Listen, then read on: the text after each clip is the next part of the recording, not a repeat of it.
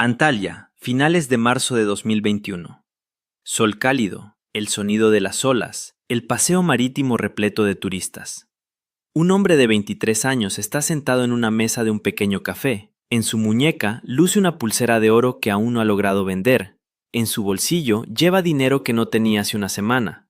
Acaba de pasar el control de pasaportes sin que lo detuvieran ni un segundo. Ninguna base de datos aún lo identifica como el criminal. Pide un café, mira hacia el mar y probablemente piensa que lo más difícil ya pasó, que ha burlado a todos, que ahora tiene una nueva vida. Él ignora que el reloj ya ha comenzado a correr y que este cálido mar pronto será lo último que vea en libertad durante mucho tiempo. Pero para entender cómo este hombre acabó en un balneario turco con el dinero y el oro de otra persona, tenemos que retroceder unos días, a una ciudad completamente diferente, a la zona industrial de Sterlitamak, en la República de Bashkortostán, a la calle Kudayberdina, a un edificio prefabricado de 5 plantas, donde desde hace varios días reina un silencio absoluto y sepulcral fuera de la puerta del apartamento de la planta baja. Una mujer se para frente a la puerta metálica y la golpea con el puño. Luego la patea con todas sus fuerzas, tan fuerte que el sonido resuena por todo el edificio. «¡Hija, abre! ¡Sé que estás ahí!», grita a través de la cerradura. Nadie responde, ni un crujido, ni un paso, ni un solo movimiento. Es Ina, la madre de Diana Bektasheva, de 21 años. Hace unos días, su hija simplemente dejó de responder, y era algo completamente inusual en ella. La mujer permanece allí un minuto más, escuchando el vacío tras la puerta, y se marcha. Decide que no hay nadie en casa. Se va, sin saber que tan solo un metro de muro de hormigón y un viejo sofá la separaban de la verdad. Los vecinos oyeron el ruido, pero no intervinieron. Tenían sus propios problemas. Desde hacía varios días, un olor fuerte y nauseabundo impregnaba la entrada. El gato debe de haber muerto en algún lugar del sótano, se decían entre ellos al pasar por delante de esa puerta y taparse la nariz. Para el lunes 29 de marzo, respirar en la entrada se vuelve imposible. Ni siquiera las mascarillas quirúrgicas a las que todos se habían acostumbrado durante el año de pandemia son suficientes. El olor se filtra por las rendijas de las puertas, impregna la ropa y llena toda la entrada. Finalmente, los vecinos llaman a la policía. Al abrirse la puerta, lo primero que notan los detectives es el orden. No hay caos ni señales de forcejeo.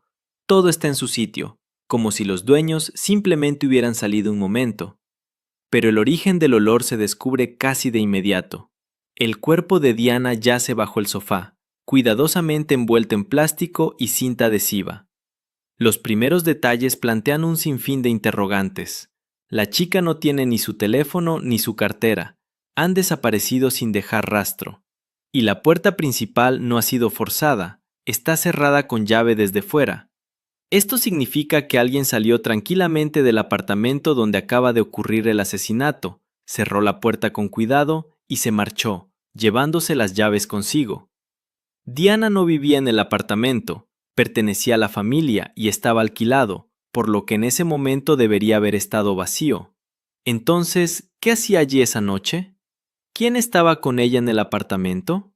¿Y dónde fueron a parar sus pertenencias? Para responder a estas preguntas, no tendremos que hablar de la última noche de Diana, sino de toda su corta y turbulenta vida. Diana Bektasheva nació el 15 de septiembre de 2000 en Sterlitamak, una dura ciudad industrial del sur de Bashkortostán, donde la vida gira en torno a las fábricas y los turnos de trabajo. Desde pequeña, no se parecía a los demás niños tranquilos y obedientes. Su hermano Damir y sus padres aún la recuerdan como un torbellino. Tenía tanta energía que dejó su clase de baile habitual después de solo unos meses. La encontraba demasiado aburrida, lenta y sin motivación. En la escuela número 10 no se la recuerda como una estudiante brillante, sino como la mayor rebelde de la clase. Faltaba clase para ir al cine. Provocaba discusiones sin motivo aparente, solo para ser el centro de atención, y los profesores se quejaban constantemente de su comportamiento. No crean los rumores, en realidad soy incluso peor, escribió sobre sí misma con una sonrisa burlona en las redes sociales, como si advirtiera a todos de antemano. Pero esa era solo una faceta. Sus amigos conocían a una Diana completamente diferente, abierta, alegre, el alma de cualquier fiesta, una persona capaz de crear una celebración de la nada, incluso cuando no había motivo para ello. Tras terminar el bachillerato, se matriculó en la universidad, especializándose en seguridad tecnológica. Sonaba impresionante y parecía un plan para el futuro, pero en realidad era más bien una forma de complacer a sus padres y obtener un diploma para aparentar. Su verdadera vida no transcurría en las aulas, sino en los clubes y empresas de un pequeño pueblo donde el entretenimiento era escaso, pero Diana siempre sabía cómo encontrar un lugar donde meterse en líos. Se graduó de la universidad en 2020, a los 20 años. Sentía que tenía toda la vida por delante, pero en su ciudad natal solo veía un callejón sin salida. Sterlitamak le parecía estrecha, sofocante, un círculo constante de rostros y calles. En sus apuntes de aquella época escribía sobre su ansia de cambio, sobre su impaciencia. El cambio, en efecto, estaba cerca, solo que no era el tipo de cambio que ella esperaba. En 2020, la estabilidad apareció en la vida de Diana, o al menos eso parecía al principio. Conoció a un chico, Vladimir. Como era de esperar en su estilo de vida, se conocieron en una discoteca. Su relación se volvió turbulenta de inmediato. Discusiones, reconciliaciones, rupturas y nuevos encuentros. Ella misma escribió que se exigían muchísimo el uno al otro, pero que no podían vivir separados. A finales de año, Vladimir se marcha al norte por un cambio de trabajo. Diana sufre mucho la separación. Publica videos conmovedores con música y largas y sentidas publicaciones sobre lo importante que es él para ella, más que cualquier otra cosa, aparte de su madre y sus hermanos. Promete públicamente esperar, admitiendo con sinceridad sus temores. ¿Y si 6 meses separados demuestran que son demasiado diferentes? Pero Diana no podía quedarse de brazos cruzados en Sterlitamak. La perspectiva de trabajar 6 días a la semana por 8.000 rublos la aterrorizaba más que las historias sobre el duro clima del norte. No quiero vivir así, decidió, y también se fue a trabajar por turnos a Siberia Occidental, aunque a una ciudad diferente. Allí consiguió un trabajo como asistente administrativa en una planta de petróleo y gas. Sobre el papel, suena como un buen comienzo para una carrera. En realidad, hace un frío glacial, el aislamiento y se vive en un entorno laboral predominantemente masculino, donde una joven se convierte instantáneamente en objeto de intensa atención. Diana dejó una anotación realmente perturbadora en su diario. La primera noche que llegó, estuvo a punto de ser violada por 5 hombres borrachos, quienes justificaron su comportamiento diciendo: «Solo teníamos hambre». Se salvó gracias a que alguien intervino en su favor. Esta experiencia la transformó. En algún lugar, entre la nieve y las caravanas de hormigón, lejos de clubes y grupos, comenzó a reevaluar lo que era verdaderamente importante. Parecía haber comprendido lo más importante. Nada era más valioso que la seguridad y la familia. En la primavera de 2021, Diana regresó a Sterlitamak, con dinero, una nueva y amarga experiencia y la sensación de que lo peor había quedado atrás. Ella estaba equivocada. Vladimir seguía de servicio, ahora lo separaban kilómetros. Los videos emotivos y las largas publicaciones eran cosa del pasado, y las llamadas telefónicas esporádicas habían sustituido la comunicación en directo. En casa, Diana se encontró en el mismo entorno del que había huido, y ese mismo aburrimiento regresó con renovado vigor. Anhelaba volver a sentir emociones fuertes. No tardaron en encontrarlos. Todo estaba allí mismo. Mamá le pidió a Diana que ayudara con el negocio familiar, cuidar el apartamento de la planta baja que la familia había heredado de su abuelo y que alquilaban para obtener un ingreso extra. Un detalle sencillo y cotidiano que más tarde se convertiría en el escenario de una tragedia. En aquel entonces, el apartamento estaba alquilado por un joven de 23 años que se hacía llamar Fedia. Su verdadero nombre era Farakim Gurbanli, y había llegado de Azerbaiyán en busca de una vida mejor en Rusia. Al principio, todo parecía normal. No estaba solo, sino con su esposa y su hijo pequeño. Los vecinos veían un cochecito de bebé en el pasillo y oían los ruidos cotidianos de una casa. Según su esposa, Farakim trabajaba como gerente en un restaurante. Pero en el verano de 2020, el idilio familiar se desmoronó. Su esposa hizo las maletas, se llevó a su hijo y se marchó. Farakim se quedó solo y el ambiente del apartamento cambió de repente. Las noches tranquilas se convirtieron en fiestas. Los vecinos empezaron a notar que Fedia traía compañía casi todas las noches. Un elenco rotativo de caras desconocidas, música y alcohol. Lo veía con una persona tras otra. Todas las noches era una fiesta con alcohol, recordó un vecino del mismo piso. Pero la situación nunca llegó a convertirse en un escándalo abierto. Farahim pagaba el alquiler puntualmente, así que la madre de Diana no se entrometía mucho en su vida. Pero Diana, que ahora debía pasar de vez en cuando a revisar el apartamento y cobrar el alquiler, empezó a aparecer por el edificio cada vez con más frecuencia. Una joven que regresaba de un turno duro y buscaba entretenimiento, y un joven solitario que siempre podía ofrecerle compañía y alcohol. Su relación se convirtió rápidamente en una aventura sin compromisos. Pronto, Diana prácticamente se mudó con él, aunque oficialmente seguía viviendo con su madre y saliendo con Vladimir. Ocultó este romance a todo el mundo, a su madre, a sus amigos y por supuesto al chico que aún le escribía mensajes desde su turno, soñando con conocerla. Para Diana, Farahim no era más que una distracción del aburrimiento. Para él, como se supo después, era algo mucho más serio. Para marzo de 2021, la tensión en su relación había aumentado. Farahim comenzó a comportarse cada vez más celoso y posesivo, intentando controlar con quién interactuaba y a dónde iba. A la independiente y mordaz Diana, este control le resultaba sumamente irritante. Las discusiones surgían y se apagaban como cerillas, hasta que una de ellas se convirtió en la última. Miércoles 24 de marzo de 2021. Una típica tarde de entresemana. Diana vuelve al apartamento, quizás solo para charlar, para pasar el rato, sin ningún motivo en particular. Pero Farahim ya no está completamente sobrio. Empezó a beber incluso antes de que ella llegara. Al principio se alegra de verla, pero esta alegría pronto se convierte en irritación. Diana, tan directa y mordaz como siempre, le dice algo así como: ¿Qué? ¿Estás celebrando sin mí?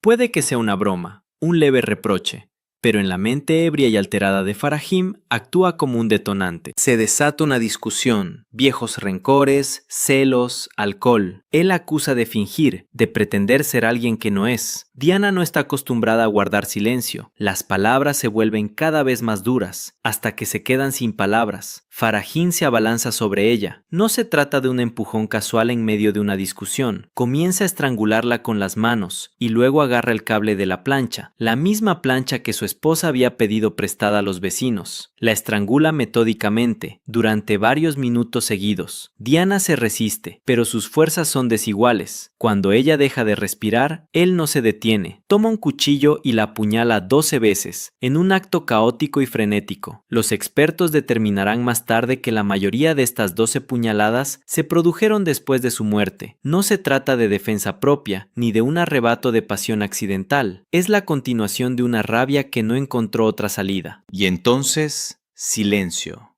Farahim permanece de pie en medio de la habitación donde, apenas una hora antes, reían y bebían juntos.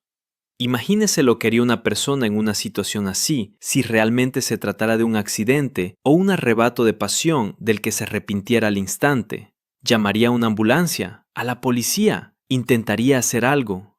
Farahim hace algo completamente distinto, y lo hace con una calma fría, casi profesional. Busca bolsas de basura grandes y cinta adhesiva, envuelve cuidadosamente el cuerpo y esconde el paquete debajo del sofá, en el lugar más insospechado, donde esperaba que no lo descubrieran de inmediato. Luego, roba el cadáver, llevándose una cadena de oro, una pulsera y unos pendientes. Encuentra la tarjeta bancaria de Diana y, usando una aplicación móvil, transfiere todo el dinero, unos 25,000 rublos, a su propia cuenta. Quizás sea el mismo dinero que ella ganó en servicio, tras haber soportado lo que tuvo que soportar allí. Más tarde empeñará el oro, con el que obtendrá otros 20,000 rublos. El coste total de este asesinato, incluyendo todos los bienes robados, es inferior a 50,000 rublos. Menos de $1,000 por una vida humana. Luego, limpia metódicamente. Borra sus huellas, elimina sus cuentas en redes sociales. Fue esta secuencia deliberada de acciones lo que más tarde convencería a los investigadores de que no se trataba de un caso de pasión o pánico. Eran pasos deliberados y calculados. Una vez terminado, cierra el apartamento con llave y se marcha. Al día siguiente, 25 de marzo, la familia de Diana empieza a alarmarse. Su madre, Ina, y su hermano, Damir, saben que su hija podría haberse ido de juerga o haberse marchado sin avisar, pero nunca apagó el teléfono. Y entonces, silencio absoluto. Ni un timbre, ni actividad en redes sociales. Empiezan a llamar a amigos y hospitales, intentando encontrar a Fedia y el apartamento. Su madre llega, llama a la puerta y, como ya sabemos, no obtiene respuesta. Al principio, no presentan una denuncia policial. Tienen la esperanza de que Diana simplemente esté de juerga y regrese por su cuenta, pero para el fin de semana, esa esperanza se desvanece. Mientras tanto, con el cuerpo de Diana encerrado en el apartamento, Farahim actúa con rapidez y astucia. Lo entiende, fue la última persona en verla con vida. Alquiló el apartamento y no tendrá oportunidad de defenderse si encuentran su cuerpo. Solo le queda una opción: huir, y huir lo más lejos posible. No espera ni un solo día. Hace autostop o toma el autobús a Ufa y desde allí el tren a Moscú, sin paradas, sin pernoctar con amigos, sin dejar rastro. Sabe que, hasta que encuentren el cuerpo, tiene tiempo de sobra. En Moscú, compra un billete de avión a Turquía, porque allí, quizás por la exención de visado y la facilidad para viajar, quizás porque es más fácil llegar a Azerbaiyán desde allí, o simplemente porque quiere desaparecer. Pasa el control de pasaporte sin problemas. En ese momento, aún no era buscado. Su cuerpo no había sido encontrado y el sistema no lo consideraba un criminal. Sube al avión. Y quizás en ese preciso instante exhala un suspiro de alivio, convencido de que ha superado a todos. El 29 de marzo, el cuerpo de Diana es encontrado debajo del sofá, y en cuestión de horas, Farahim pasa de ser un pasajero invisible a convertirse en el principal sospechoso del asesinato. En cuanto los investigadores identifican a una persona, la incluyen en la lista federal de personas buscadas, y cuando resulta que ya está fuera del país, la búsqueda se vuelve internacional. En muchos casos, parece un escenario clásico. El asesino logra escapar al extranjero y la búsqueda se prolonga durante años. Pero esta vez, todo funcionó con sorprendente rapidez. Los investigadores rusos contactaron con sus colegas turcos, y el mecanismo de cooperación internacional se puso en marcha sin más dilación. Turquía no se convirtió en escondite del asesino. Mientras Farahim está sentado en un café de Antalya, con una taza en la mano y una pulsera de oro ajena en la muñeca, su nombre ya aparece en los sistemas. La policía turca lo detiene en plena calle. Ni siquiera tiene tiempo de disfrutar de su nueva vida. Esto supone un duro golpe para él. Confiaba plenamente en su impunidad, creyendo que con un nuevo país y un nuevo sello en su pasaporte, simplemente se olvidarían de él. Se equivocaba. El asesinato de una joven es un crimen que jamás se perdona.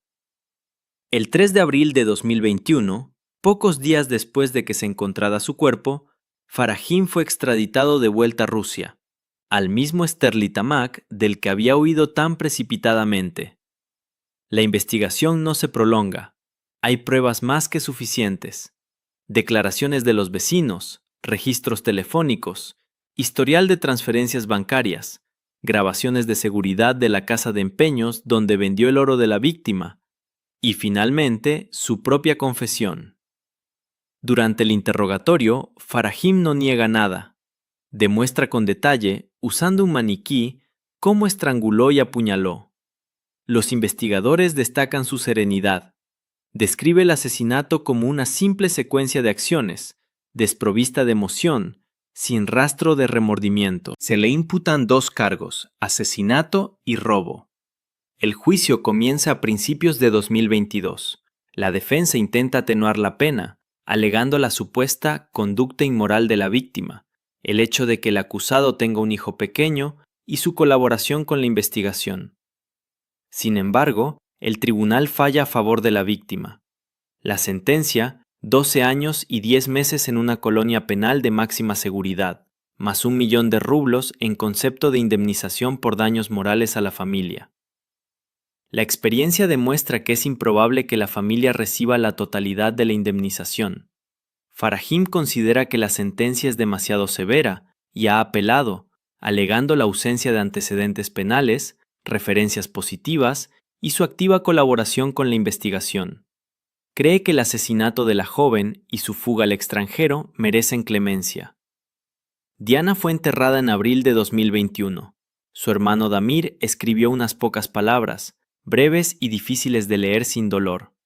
Mi amado rayo de sol, duerme en paz. Se desconoce la reacción de Vladimir, el hombre al que ella había prometido esperar. Ni una palabra pública, ni una publicación. Quizás así deba ser.